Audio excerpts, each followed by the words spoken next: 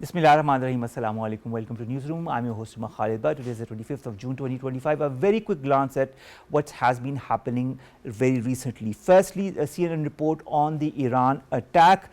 Early US assessment has suggested strikes on Iran did not destroy nuclear sites. This is what the CNN has been reporting. A satellite view shows an overview of Fordo underground complex before the US struck the underground nuclear facility near Qom. And of course, as per the CNN, they say that the claims that US is making are not entirely justified. This is what CNN is claiming, and of course there has been a reaction from the US president's side as well. This is going to be our first story. Our second story concerns the Gaza situation, and we are on day 627. A total of 56,077 plus people have been killed so far, and we know the majority of them are women and children. The Israeli government has said that it's now going to focus its attention on Gaza, and it has been doing so one way or the other, and we are seeing more and more brutalities and people suffering from different issues, and also starvation because of lack of main facilities. Then we are going to talk about the Pahalgam false flag operation. There have been interesting developments there, and because Modi's government's false narrative has now been rejected globally. Different newspapers across the world, from the Washington Post to French newspapers, have all highlighted, even Indian newspapers have highlighted, including the print, on the inefficacies as far as this justification of by the Narendra Modi government of the Pahalgam false flag operation is concerned. Then we are going to talk about the SCO, defense ministers meeting, that is happening in China. This meeting of the Security Council of Shanghai Cooperation Organization, led by our Minister for Defense, that is in Shanghai. They are going to talk about Pakistan's stance on different important issues. Then we are going to talk about the first Muslim mayor of New York. In all probability, there is going to be a first Muslim mayor, Zohran Mamdani, who is a 33-year-old state lawmaker and self-described democratic socialist. He has been poised today to win New York City's Democratic mayoral primary in a surprising upset over former New York Governor Andrew Cuomo. This is the lineup for today. Let's begin with our first, and that concerns the CNN report that has come as far as the US attack on Iran's nuclear facilities is concerned. We have been joined to talk more on this by Matthew Bryza. He's a former US ambassador and former White House representative as well. Thank you very much, Matthew, to have joined us. In the studio, we've been joined by Muhammad Ali Beg. He's a South Asian Affairs specialist. Thank you very much, Ali. We'll begin with you, Ali.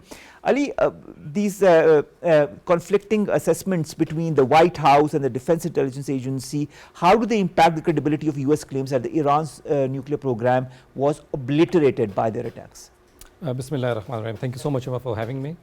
Well, I think that to destroy a nuclear facility, it is very hard.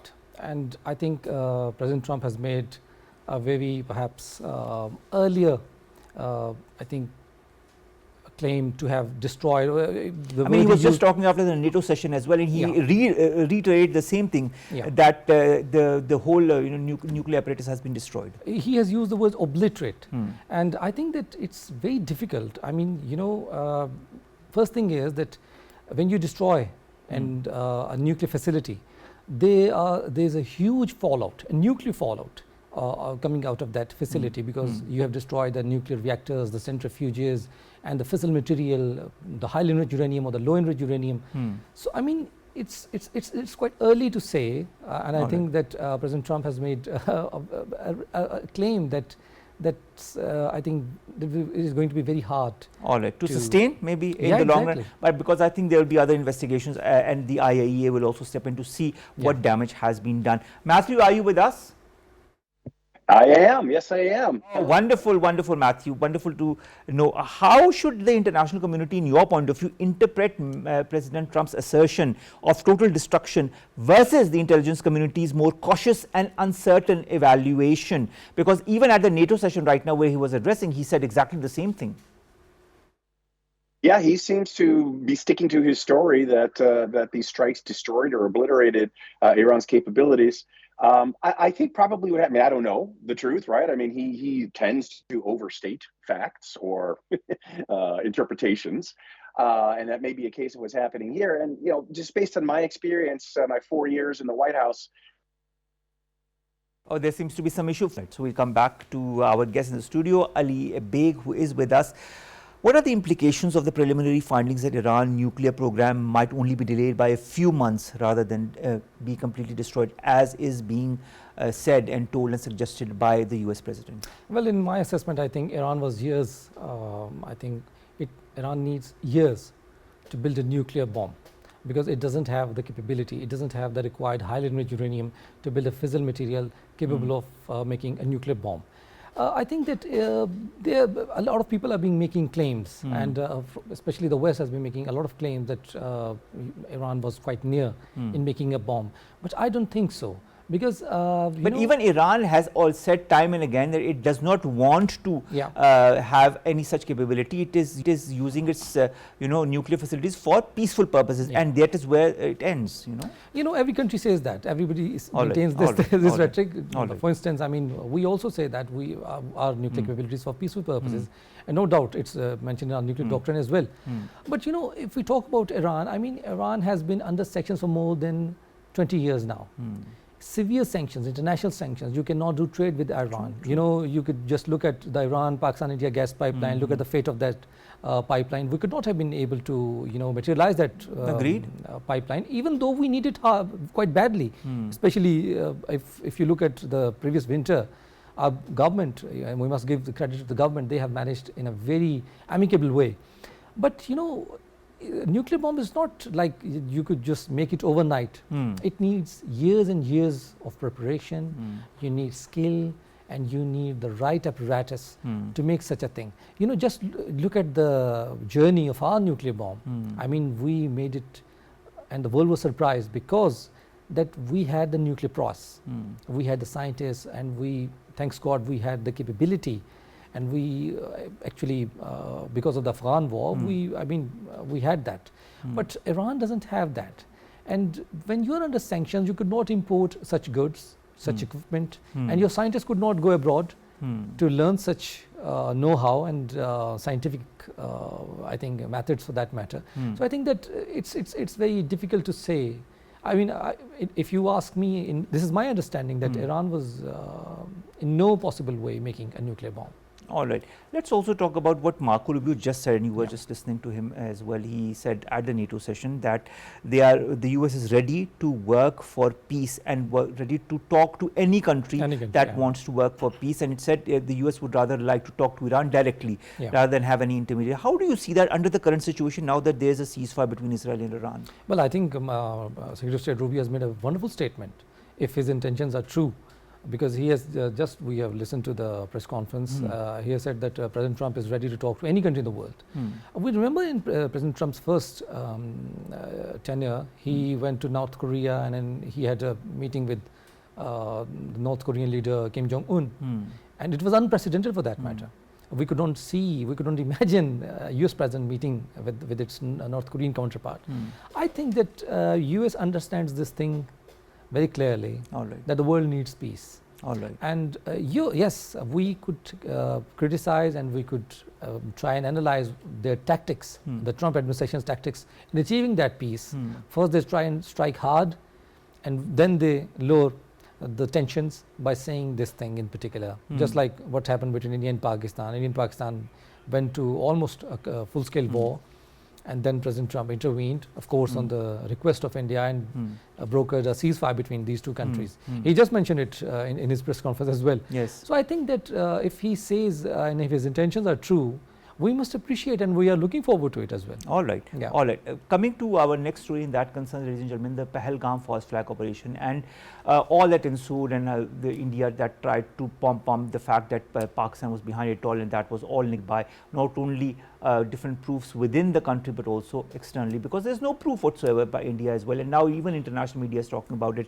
Ali, how does the Pahalgam false flag operation expose the Modi government's narrative on the global stage? What diplomatic gains, in your point of view, has Pakistan made in the aftermath? One is, of course, very evident, and that is Bilawal Bhutto Zardari Sahab and his whole entourage who've gone to the US, who've gone to the UK, who've gone to Brussels, and they've made their mark there. But how do you view the whole post-Pahalgam false flag operation scenario? Well, I think that it is not the first time that Modi government has done it. We're getting quite used to it. And the more they do, the more they expose themselves. In this tenor, we were not hoping that such a thing could happen. But Prime Minister Modi is quite, I mean, He's a very surprising guy for that matter, that he does things nobody could, I mean, imagine. Just look at India's internal dynamics right now. The opposition parties and the sane people in India, they are questioning this. Even they started questioning just after, hours after the Pahalgam, I must say it was an operation by Indian intelligence agency for that matter. In just 30 minutes, the first investigation report was filed. And you could just publish the sketches of those miscreants who conducted those that operation. Where did they vanish? I mean, did they come from the sky, directly from the sky? And were they resurrected to the sky as well? No, it doesn't happen that way. It doesn't happen that way, and that is, you know, better sense to prevail within India as well, and of course around the world the better sense has prevailed. International media, Washington Post, the French L'Opinion, and the print that is from India have criticized Narendra Modi's maneuvering post the Pahalgam false flag operation. When you look at all of that, do you feel Pakistan should capitalize on this global shift in perception, and if so, how should it move forward? Well, I think that the best move Pakistan made was to send this delegation to the West, US, UK and Brussels, as you have mentioned, of course. I think that our delegation has made remarkable progress. Quite fortunately, we have had the chance to meet Mr. Khurram Dastagir a couple of days before he went on the entourage. And we asked this question, he came to our office, and we asked this question to him as well. And he was very clear that the world needs to know what actually happened there. And nobody is going to believe what Prime Minister Modi is telling them. If I mean, he has been able to convince the world, I mean, nobody would have condemned India. Nobody would have condemned. You know, imagine the whole mediation efforts when India going to the US and then denying to date that it has gone to the US and asked US to mediate. It says no, it was mediated between India and Pakistan. US was never there. The US president has, I think, time, and I don't know how many times he has reiterated the fact. Even he's talked today after at the NATO summit, and he highlighted again the conflict and how the US mediated that. You know, I don't know how India can continue living in this shell, denying things. In your point of view, to what extent is India's internal nationalist narrative being a liability for its foreign policy? You know, if you look at India, there are certain sane people. For instance, Mr. Praveen Sahni, he's the editor of Force magazine. Yes. And he has been quite a vocal critic of Prime Minister Modi's policies. He makes quite an appearance the other day on an international television, and he raises this exact same point, that what does India has gained so far? And the answer is nothing. They have exposed their, narrative building again and again. They have exposed the vulnerabilities and the lack of professionalism in their armed forces as well. I mean, I still remember the day when India acquired the Rafale 5th generation aircraft. Rafale is a wonderful aircraft. I mean, Dassault has a history of making wonderful aircrafts.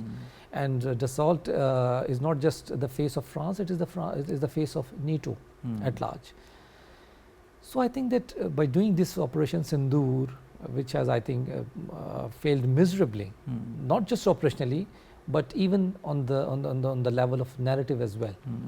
They could not capitalize on it because it had no legs to stand upon.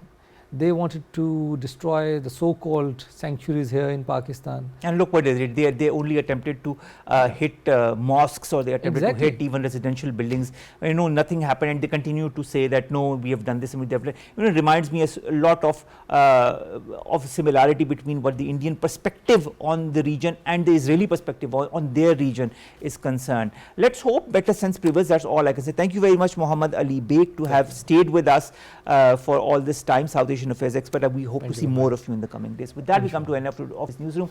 We'll see you inshallah tomorrow with new story segments that pertain to us, you and Pakistan. Stay safe. Allah Hafiz.